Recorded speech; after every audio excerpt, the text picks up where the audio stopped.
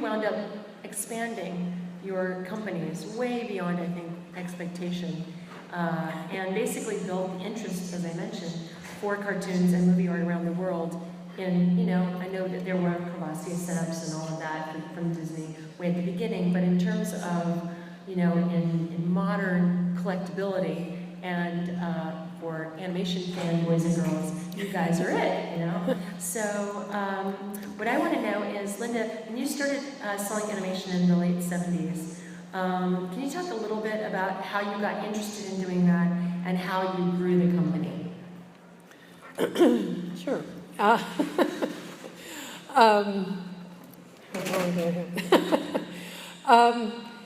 It started, I started sorting cells from the cartoons that Chuck had made during the 70s because I just loved it. I just loved sorting cells. It was just fabulous.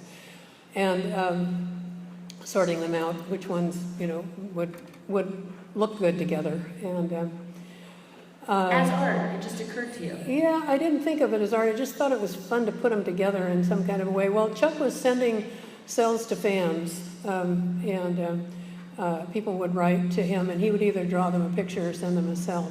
That'd be nice. For nothing. These were production cells from things from the 70s, because as I'm sure most of you know, if you're in this room, you probably know that during the late 60s, Warner Brothers decided that they didn't have enough room for their accounting records, and so they looked around for a place, a warehouse or something, and they found this old soundstage or something that had all of the old set boxes of cells from the 30s, 40s, and 50s, and so they took all of those out, bulldozed them into a hole, and burned them. And the only thing that was really saved from that was the backgrounds, which went to USC, which was a blessing. But there weren't, unlike Disney, there weren't a lot of production cells from the 30s, 40s, and 50s for people to collect.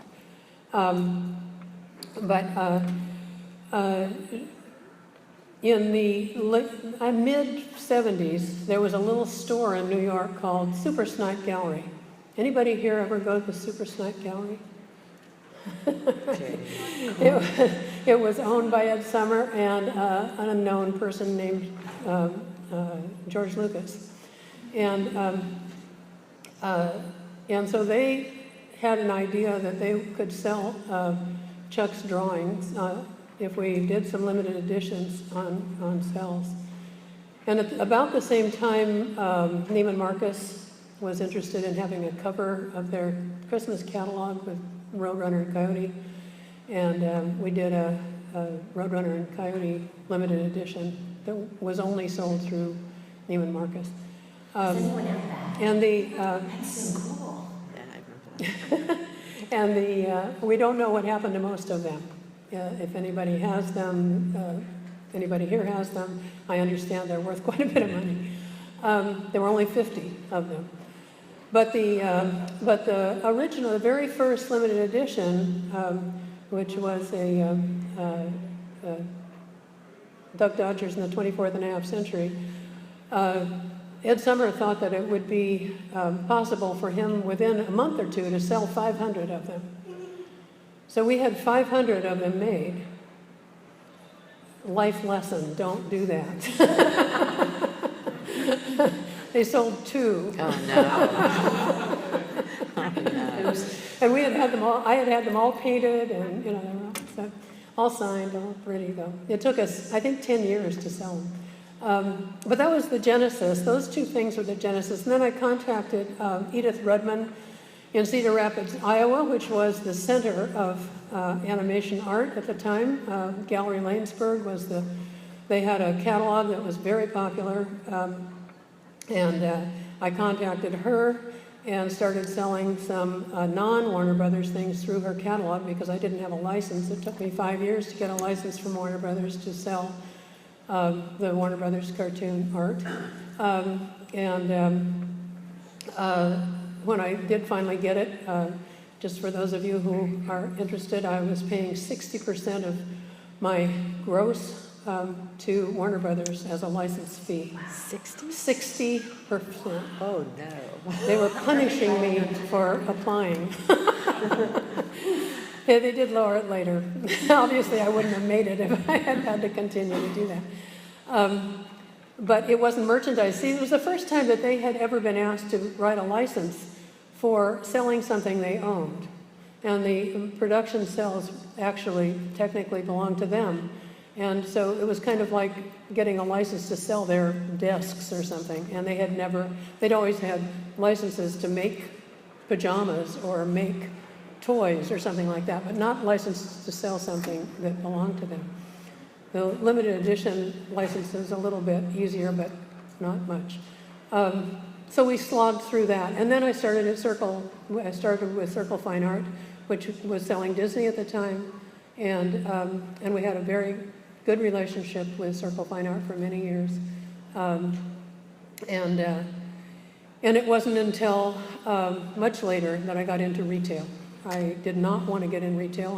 I didn't like the idea of dealing with you.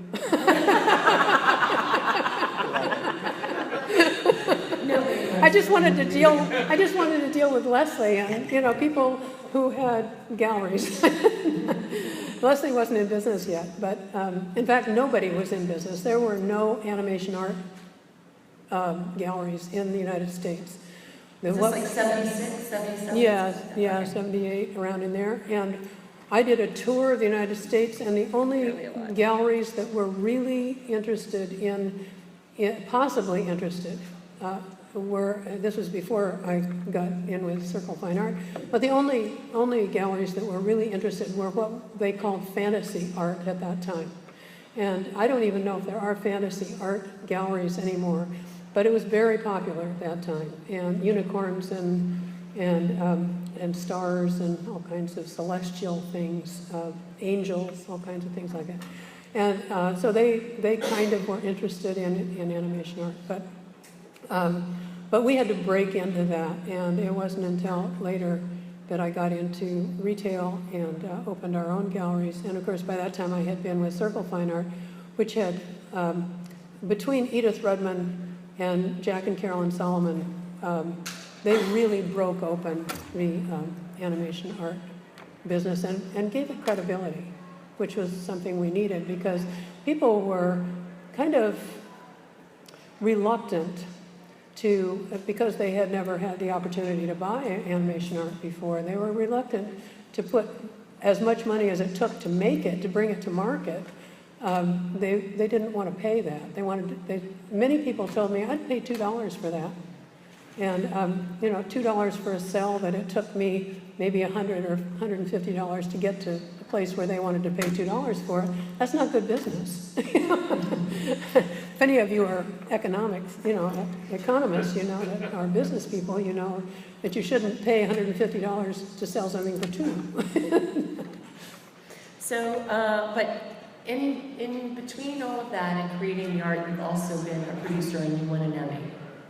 Oh, well, in the 90s, I had the great good fortune of working with George Doherty, who did the Bugs Bunny on Broadway and now is doing Bugs Bunny and Symphony and Bugs Bunny and Symphony 2. For those of you who are around in August, it'll be at the Hollywood Bowl. And I think it's coming here in San Diego, too, sooner, maybe in 2 or 3 weeks. Anyway.